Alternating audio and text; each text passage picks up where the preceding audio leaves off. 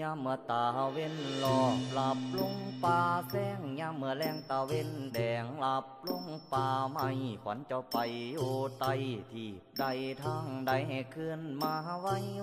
เทียมคิงยาซาขวัญเจ้าไปทางโคกอยู่ดงส้นป่าขวัญเจ้าไปทางนาแซมหญ้าแก้มเขาขวัญเจ้าอยู่น้ำเงาไม่ใหญ่ไพนา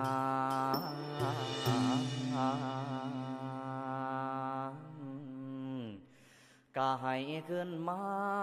สามือนี้วันนี้บัดนี้สิได้เป่าห้องเอิ้นว่ามาเด้อควานเอ้